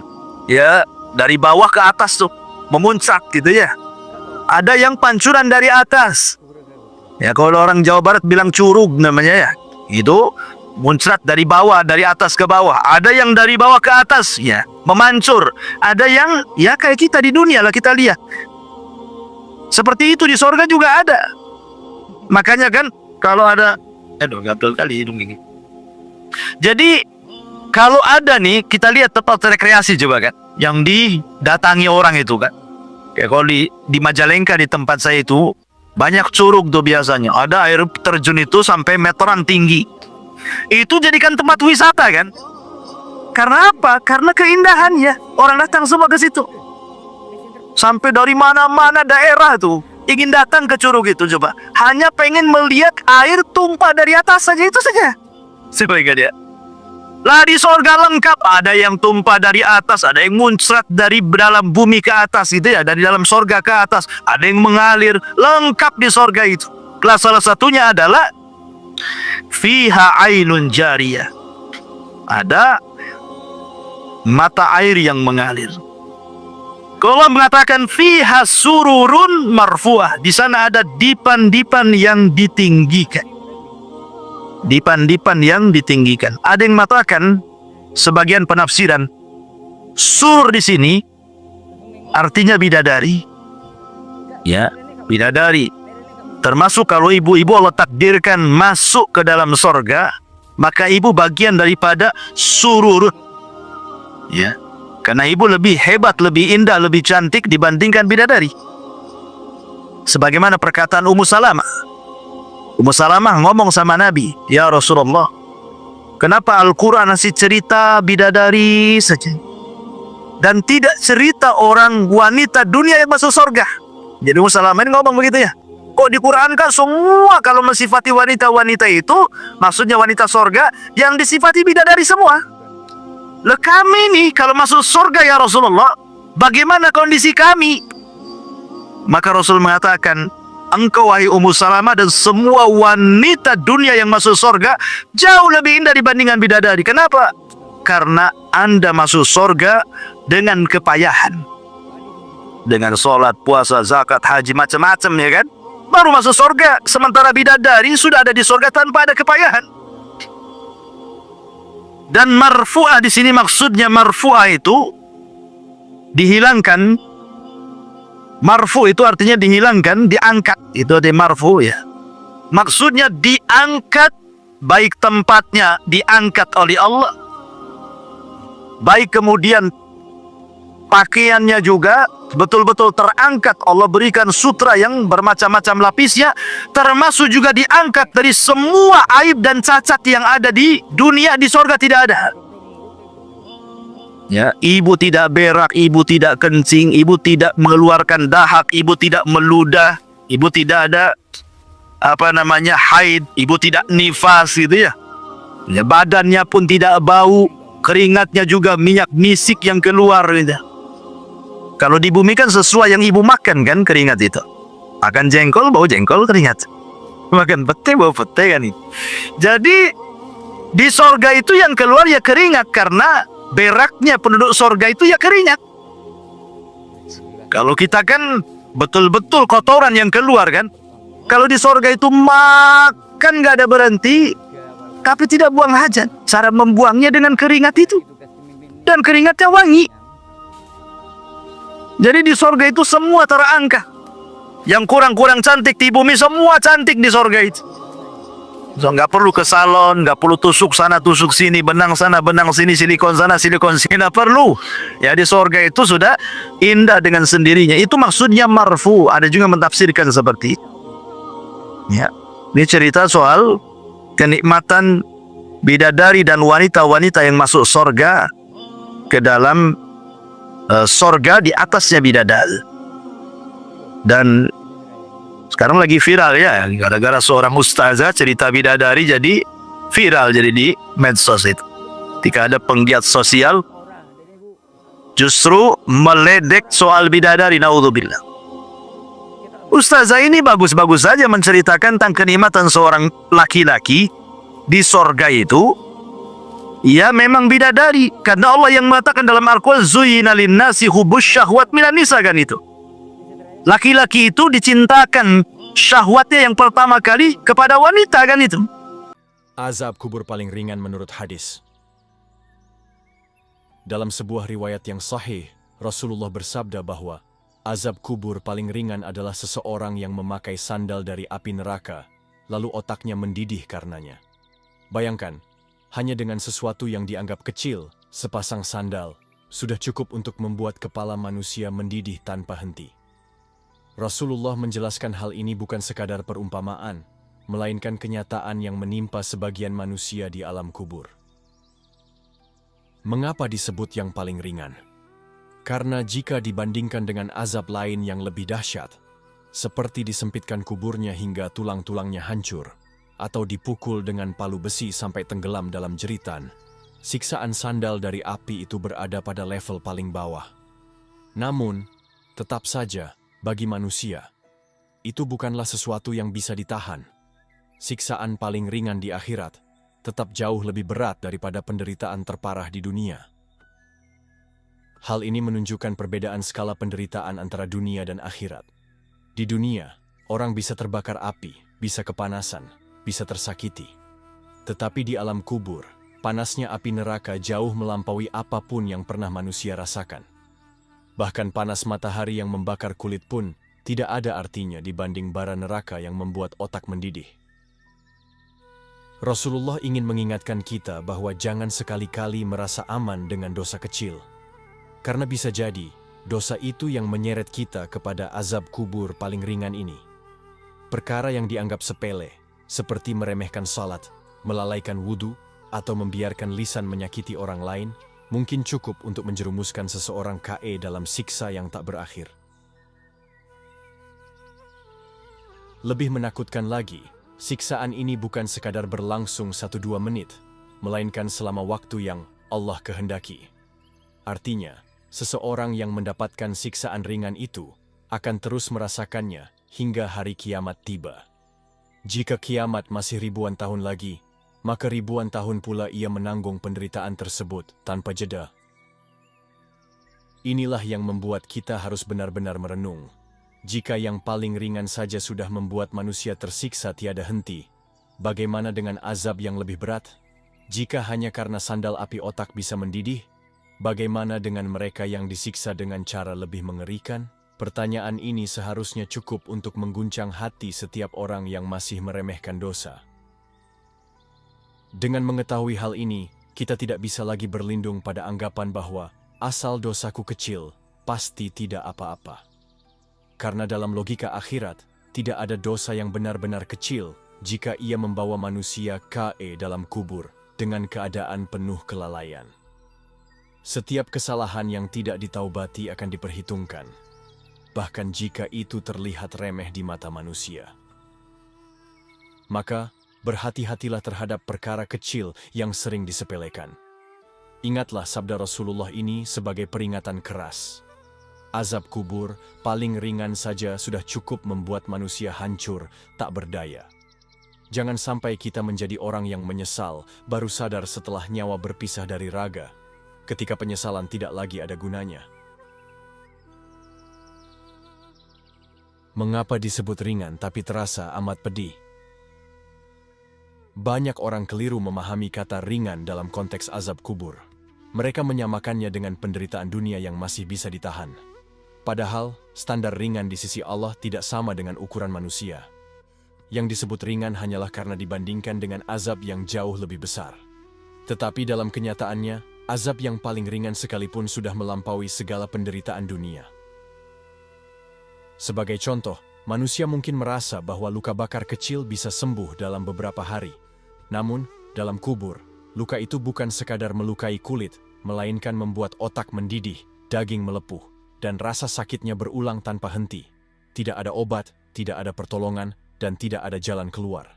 Inilah yang membuat ringan terasa begitu pedih. Rasulullah mengajarkan hal ini agar manusia tidak salah mengira bahwa ada azab yang bisa diremehkan. Justru sebaliknya, beliau ingin mengguncang hati umatnya agar sadar betapa seriusnya persoalan kubur. Karena jika yang paling ringan saja sudah seperti itu, maka betapa mencekam azab yang lebih berat. Kata ringan hanya menunjukkan perbandingan, bukan kenyamanan. Sama seperti seseorang yang melihat gunung tinggi, lalu mengatakan bukit lebih rendah. Tetapi meskipun lebih rendah, bukit itu tetap sulit didaki. Demikian pula dengan azab kubur, meskipun ringan dibanding yang lain, tetap tidak bisa ditanggung oleh manusia. Selain itu, penderitaan kubur memiliki sifat yang berulang. Di dunia, sakit bisa hilang setelah beberapa saat, tubuh bisa mati rasa, atau seseorang bisa pingsan hingga tidak merasakan apa-apa. Tetapi di alam kubur, tubuh diciptakan Allah agar terus merasakan siksa, tanpa pernah hilang sedikit pun rasa sakitnya. Inilah yang membuat azab paling ringan pun terasa amat pedih sepanjang waktu. Bayangkan seorang manusia yang tidak pernah istirahat dari rasa panas yang membakar. Setiap detik, otaknya mendidih tetapi tidak pernah pecah dan tidak pernah mati. Tubuhnya terus dipaksa menanggung pedih, karena begitulah hukum akhirat. Apa yang di dunia bisa dilalui, di akhirat tidak akan bisa ditahan. Renungan ini seharusnya membuat kita semakin takut. Jika orang yang mendapatkan azab paling ringan saja sudah menderita tanpa henti, maka kita seharusnya tidak pernah berani bersikap santai dengan dosa-dosa kita. Tidak ada ruang untuk menunda taubat atau menyepelekan amal. Dengan demikian, sebutan ringan bukanlah untuk menenangkan, melainkan untuk memperingatkan. Karena tidak ada azab yang benar-benar ringan. Setiap siksa adalah penderitaan, dan setiap penderitaan adalah kehancuran bagi manusia. Sebab-sebab yang menjerumuskan ke azab kubur ringan. Rasulullah tidak hanya memberi peringatan tentang dahsyatnya azab kubur paling ringan, tetapi juga menyingkap sebab-sebab yang dapat menjerumuskan seseorang ke dalamnya. Hal ini penting, karena tanpa memahami penyebabnya, manusia akan mudah mengulang kesalahan yang sama. Azab kubur, meski ringan, datang karena kelalaian dan dosa yang seringkali dianggap sepele oleh manusia. Dalam hadis lain disebutkan bahwa seseorang disiksa di kubur bukan karena perkara besar menurut pandangan manusia. Salah satunya adalah tidak menjaga kebersihan diri setelah buang air kecil. Perkara ini tampak remeh, tetapi di hadapan Allah, ia adalah tanda kelalaian dan ketidakpedulian terhadap kesucian ibadah. Akibatnya, seseorang bisa mendapatkan siksa kubur yang terus-menerus. Contoh lain adalah dosa lisan. Banyak manusia meremehkan ucapan, padahal satu kalimat bisa menghancurkan pahala dan mendatangkan murka Allah. Gibah, fitnah, atau sekadar menyakiti hati orang lain dengan kata-kata kasar bisa menjadi penyebab azab kubur. Inilah yang seringkali tidak disadari karena dosa lisan terasa ringan dilakukan, tetapi berat akibatnya di alam barzakh. Ada pula orang yang suka menunda taubat, menganggap dosa kecil tidak perlu segera diselesaikan. Padahal, dosa kecil yang dibiarkan tanpa istighfar bisa menumpuk, hingga akhirnya menjadi penyebab datangnya azab. Rasulullah menekankan bahwa jangan pernah meremehkan satu dosa, karena bisa jadi dosa itu menjadi pintu masuk siksa kubur. Selain itu, mereka yang lalai dalam sholat juga sangat berisiko. Sholat adalah tiang agama, dan meninggalkannya atau melaksanakannya dengan penuh kelalaian bisa mengantar seseorang pada azab.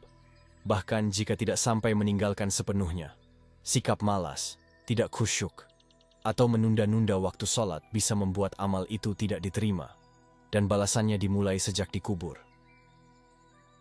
Hal yang sering dilupakan adalah dosa kepada sesama manusia. Banyak orang beribadah kepada Allah, tetapi menyepelekan hak orang lain. Padahal dalam kubur, dosa kepada manusia tidak akan dimaafkan sebelum dipertanggungjawabkan.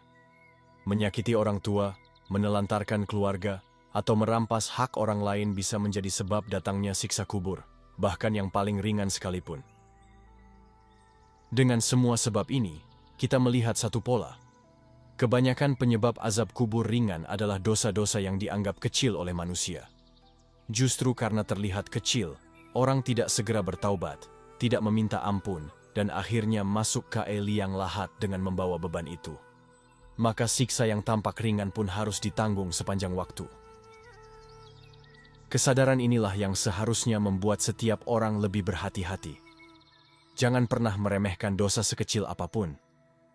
Jangan biarkan hal yang tampak sepele menjadi sebab penderitaan yang tidak ada ujungnya di alam kubur. Karena setiap kesalahan yang tidak dihapus dengan taubat bisa berubah menjadi azab yang menyala tanpa henti. Perbedaan penderitaan dunia dan azab kubur.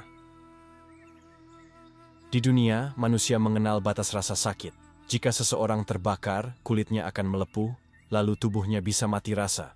Bahkan dalam penderitaan parah, manusia bisa pingsan atau kehilangan kesadaran, sehingga tidak lagi merasakan sakit yang berlanjut. Tetapi di alam kubur, hukum yang berlaku berbeda. Tubuh manusia di sana diciptakan Allah untuk merasakan setiap detik siksa tanpa jeda dan tanpa kehilangan kesadaran. Inilah yang membuat azab kubur, meskipun disebut paling ringan, tetap tidak bisa dibandingkan dengan penderitaan dunia. Seorang manusia di dunia bisa mencari obat pereda nyeri, bisa lari ke dokter, atau bahkan berharap kematian datang agar penderitaan berakhir. Namun di alam kubur, tidak ada jalan keluar, tidak ada obat, dan tidak ada mati kedua kalinya. Yang ada hanya rasa sakit yang terus-menerus mengalir tanpa henti. Kita bisa membayangkan perbedaan sederhana ini. Panas api dunia bisa dipadamkan dengan air, tetapi panas api neraka tidak bisa dilawan oleh apapun. Air yang kita kenal di dunia tidak akan mampu memadamkan api akhirat. Bahkan api dunia disebut hanya satu bagian kecil dari panas neraka yang sebenarnya. Jika yang kecil saja sudah membakar, maka bagaimana dengan yang sejatinya? Selain itu, waktu di alam kubur tidak sama dengan waktu di dunia. 1 hari di akhirat bisa setara dengan 1000 tahun di dunia. Maka, penderitaan yang tampak sesaat dalam ukuran dunia sebenarnya berlangsung sangat lama dalam ukuran alam kubur.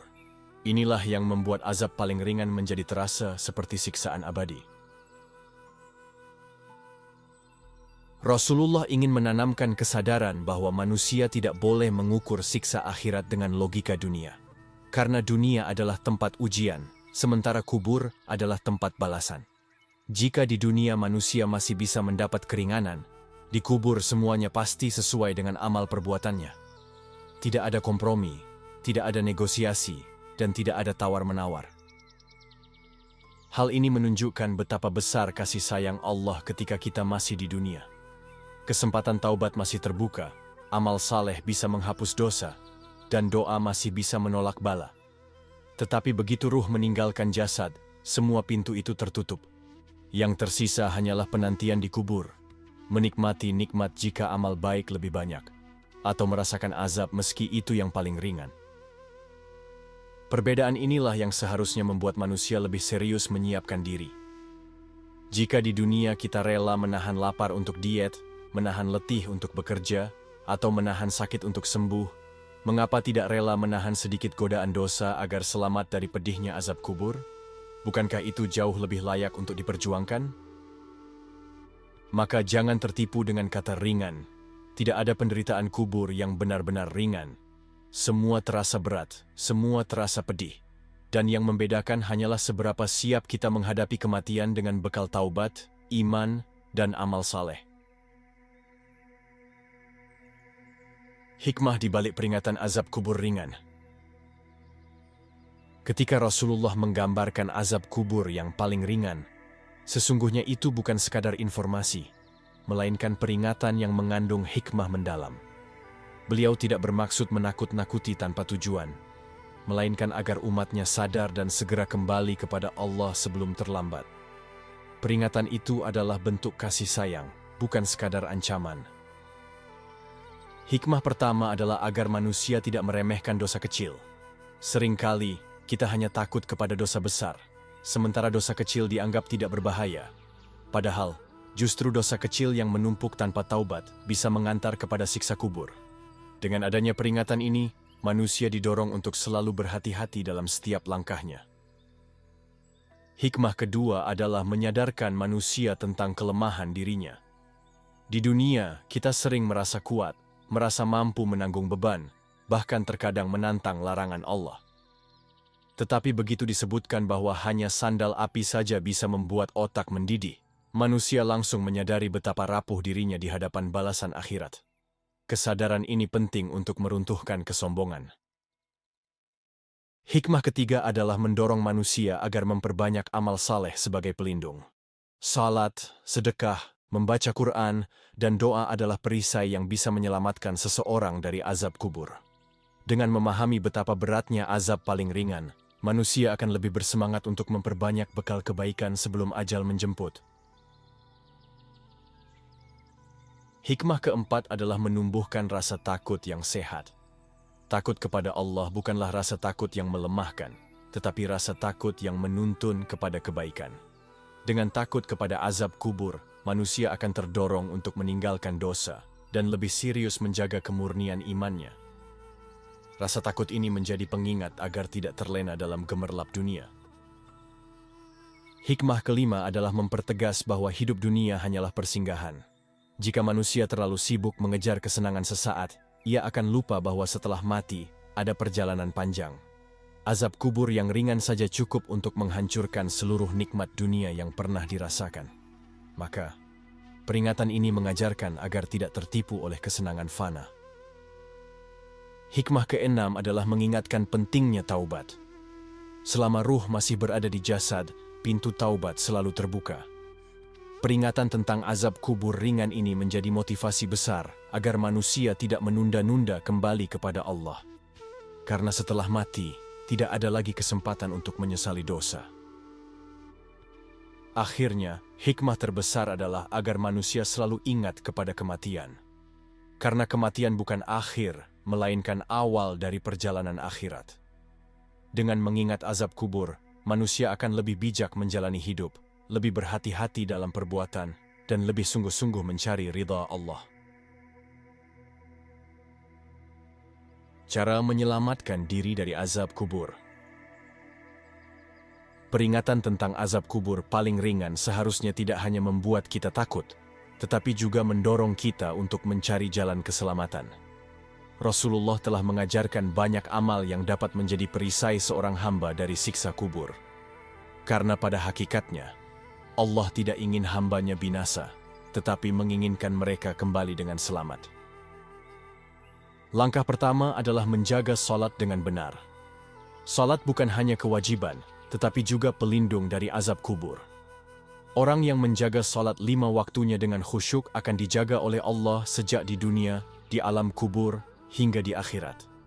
Maka, meninggalkan salat atau melaksanakannya dengan asal-asalan sama saja membuka pintu bagi azab. Langkah kedua adalah memperbanyak membaca Quran, khususnya surat Al-Mulk. Dalam hadis disebutkan, surat ini bisa menjadi pelindung dan pemberi syafaat bagi orang yang membacanya hingga menyelamatkan dari azab kubur. Karena itu, para ulama menganjurkan agar setiap malam kita membaca surat Al-Mulk sebelum tidur sebagai bekal perlindungan. Langkah ketiga adalah menjaga kebersihan diri dari najis, terutama setelah buang hajat. Sepele di mata manusia, tetapi sangat besar di hadapan Allah. Orang yang tidak menjaga kebersihan bisa mendapatkan siksa kubur. Maka, berhati-hatilah setiap kali berwudu atau setelah buang air, karena ini termasuk bagian dari kesucian ibadah. Langkah keempat adalah menjauhi dosa lisan. Ghibah, fitnah, dan kata-kata yang menyakiti orang lain seringkali dilakukan tanpa sadar. Padahal, dosa inilah yang bisa menjerumuskan seseorang dalam kubur dengan keadaan hina. Menjaga lisan berarti menjaga diri dari siksa, karena kebanyakan dosa manusia justru lahir dari ucapan. Langkah kelima adalah memperbanyak doa meminta perlindungan dari azab kubur. Dalam banyak doa yang diajarkan Rasulullah, terdapat permohonan agar diselamatkan dari siksa kubur. Beliau sendiri selalu berdoa memohon perlindungan tersebut dalam salat. Maka, kita pun tidak boleh lalai darinya. Langkah keenam adalah memperbanyak sedekah. Sedekah bukan hanya membersihkan harta, tetapi juga menjadi naungan di hari kiamat dan cahaya di alam kubur. Orang yang gemar bersedekah akan mendapatkan perlindungan dari Allah, dan amal itu menjadi benteng dari siksa. Sedekah yang ikhlas, meski sedikit, bisa menyelamatkan dari penderitaan panjang. Dengan semua langkah ini, kita tidak hanya sekadar takut kepada azab kubur, tetapi juga memiliki ikhtiar nyata untuk selamat darinya. Karena iman yang benar bukan hanya rasa takut, tetapi rasa takut yang dibarengi amal untuk mencari perlindungan Allah. Refleksi tentang ringannya azab, beratnya penyesalan.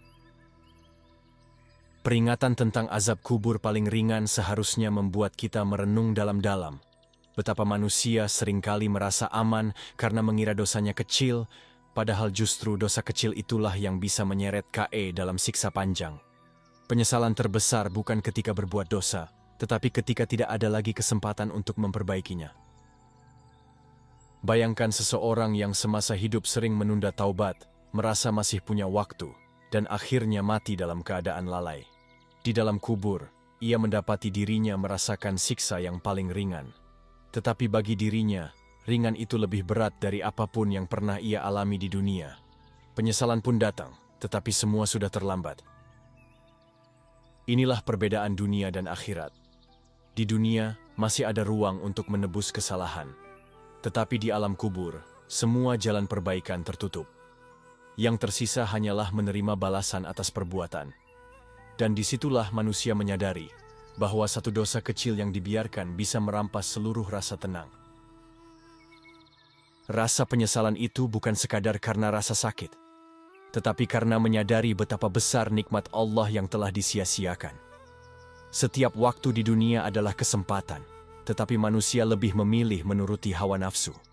Azab kubur paling ringan menjadi tamparan bahwa kesempatan itu sudah hilang dan pintu taubat sudah tertutup rapat.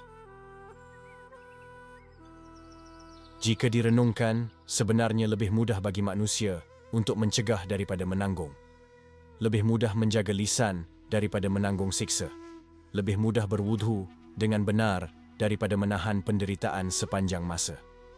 Lebih mudah salat tepat waktu daripada menunggu penyesalan di liang kubur. Tetapi seringkali manusia memilih jalan yang sulit karena tertipu oleh dunia. Refleksi ini juga menegaskan bahwa tidak ada dosa yang aman untuk disepelekan. Setiap langkah, setiap kata, setiap perbuatan harus selalu ditimbang. Jika tidak, dosa yang tampak kecil akan menjadi sebab siksa besar. Rasulullah sudah memperingatkan, tetapi manusia seringkali baru sadar ketika sudah tidak ada jalan kembali. Maka, renungkanlah. Jika azab yang paling ringan saja sudah cukup menghancurkan seluruh kesenangan dunia, bagaimana dengan azab yang lebih berat? Jika hanya sandal api saja membuat otak mendidih, bagaimana dengan neraka yang sesungguhnya? Pertanyaan ini seharusnya cukup untuk membangunkan hati yang lalai. Dengan merenungkan hal ini, kita diingatkan untuk segera bergegas dalam kebaikan, tidak menunda taubat, dan tidak meremehkan dosa kecil. Karena penyesalan di kubur tidak bisa dihapus, tetapi pencegahan di dunia masih bisa dilakukan. Inilah kesempatan yang harus kita jaga selagi nafas masih berhembus. Menjadikan peringatan ini sebagai jalan keselamatan. Setiap peringatan tentang azab kubur sebenarnya adalah bentuk kasih sayang dari Allah. Jika Allah tidak menginginkan kebaikan bagi hambanya, tentu tidak akan ada penjelasan mengenai siksaan, apalagi yang paling ringan. Dengan diberitahu sejak dini, manusia diberi kesempatan untuk memilih, terus berjalan di jalan dosa, atau segera kembali dan menyiapkan bekal untuk keselamatan. Peringatan ini seharusnya menjadi cambuk bagi kita untuk tidak menunda. Karena setiap tarikan nafas adalah kesempatan terakhir yang bisa menjadi penentu. Tidak ada yang tahu kapan ajal datang. Dan tidak ada jaminan kita bisa memperbaiki diri besok. Maka, kesempatan yang ada hari ini adalah momen terbaik untuk berubah. Kita harus mengingat bahwa azab kubur bukan hanya teori atau cerita. Ia adalah realitas yang pasti akan dialami setiap manusia, kecuali yang dilindungi Allah. Rasulullah menyampaikannya bukan untuk sekadar ditakuti, tetapi untuk dipahami dan dijadikan peta jalan agar kita tidak salah arah. Oleh karena itu, setiap amal kecil yang kita lakukan bernilai besar. Menjaga wudhu, berzikir sebelum tidur, membaca surat Al-Mulk, bersedekah meski sedikit, menjaga lisan, semuanya bisa menjadi perisai dari azab kubur. Amalan kecil yang dilakukan terus-menerus lebih berharga daripada penyesalan besar yang datang terlambat. Kita juga harus menyadari bahwa kehidupan dunia adalah waktu yang sangat singkat dibanding perjalanan setelah mati. Menyiapkan bekal bukanlah pilihan, tetapi keharusan. Karena tidak ada satupun manusia yang bisa menghindar dari kematian, dan tidak ada satupun yang bisa melawan takdir kubur. Yang bisa kita lakukan hanyalah menyiapkan diri agar azab tidak menjemput kita. Peringatan tentang azab kubur paling ringan adalah pintu untuk menyadari betapa beratnya perjalanan setelah mati. Jika ini saja sudah terasa pedih sepanjang waktu, maka hanya orang bodoh yang masih berani bermain-main dengan dosa. Orang beriman justru menjadikan rasa takut ini sebagai bahan bakar untuk memperkuat iman dan amalnya. Dengan demikian, setiap kali kita tergoda oleh dosa, ingatlah peringatan ini. Tanyakan pada diri sendiri, apakah layak menukar kenikmatan sesaat dengan penderitaan sepanjang masa? Apakah layak meremehkan satu dosa kecil yang bisa mengantar kita ke azab yang bahkan paling ringannya sudah tak tertahankan? Maka, jadikan peringatan ini bukan hanya sebagai rasa takut, tetapi sebagai motivasi untuk berubah. Selama nyawa masih di tubuh, selama lidah masih bisa beristighfar, selama tangan masih bisa bersedekah, itulah kesempatan yang harus dimanfaatkan. Karena setelah masuk ke kubur, semuanya terlambat. Sahabat Islamic Reminder yang dirahmati Allah, pada akhirnya, azab kubur paling ringan bukanlah sesuatu yang bisa dianggap remeh. Rasulullah sudah menyingkapkan kepada kita bahwa bahkan siksaan terkecil di alam kubur pun mampu membuat manusia hancur tak berdaya. Ini bukan sekadar ancaman, melainkan kenyataan yang akan dialami siapapun yang meremehkan dosa-dosa kecil dan lalai dalam bertaubat. Kita belajar bahwa tidak ada dosa yang terlalu kecil untuk disepelekan. Karena setiap kesalahan yang tidak segera ditebus bisa menjadi sebab penderitaan panjang di alam barzakh. Ringannya azab hanya dalam ukuran perbandingan, bukan dalam rasa. Sebab kenyataannya, yang paling ringan pun sudah cukup untuk menghancurkan seluruh kenikmatan dunia yang pernah kita rasakan. Maka jalan yang paling bijak adalah kembali kepada Allah sebelum terlambat. Selagi nyawa masih ada, selagi pintu taubat masih terbuka, selagi amal masih bisa dilakukan, jangan sia-siakan kesempatan. Setiap detik adalah peluang untuk menyelamatkan diri dari azab, bahkan dari yang paling ringan sekalipun. Kita pun diajarkan banyak amalan penyelamat, menjaga salat, membaca surat Al-Mulk, menjaga kebersihan diri, menjaga lisan, memperbanyak doa, serta memperbanyak sedekah. Amalan-amalan ini bukan hanya rutinitas, tetapi benteng yang akan menjaga kita ketika jasad sudah tidak lagi berdaya di dalam kubur. Renungan ini juga mengingatkan bahwa kematian bisa datang kapan saja. Tidak ada yang tahu kapan waktunya tiba. Karena itu, menunda taubat sama saja dengan mempertaruhkan nasib di alam barzakh. Jangan tunggu besok untuk berubah, karena bisa jadi besok kita sudah tidak ada. Ingatlah, dunia ini singkat. Semua kenikmatan akan hilang, semua penderitaan dunia akan sirna. Tetapi penderitaan kubur, meskipun disebut ringan, tetap akan terasa panjang, pedih, dan tiada henti. Maka, pilihan ada di tangan kita. Apakah akan selamat dengan taubat dan amal, atau menyesal dengan azab yang tak tertahankan? Semoga peringatan ini mengetuk hati kita, menumbuhkan rasa takut yang sehat, dan mendorong kita untuk lebih sungguh-sungguh dalam beribadah. Karena tidak ada yang bisa menolong kita di kubur selain amal saleh yang kita bawa dari dunia. Sekarang, renungkanlah, apakah ada dosa kecil yang masih engkau biarkan tanpa taubat? Tulis jawabanmu di kolom komentar, agar menjadi pengingat bagi dirimu sendiri dan pelajaran bagi saudara-saudara kita yang lain. Sampai jumpa di video berikutnya. Wassalamualaikum warahmatullahi wabarakatuh.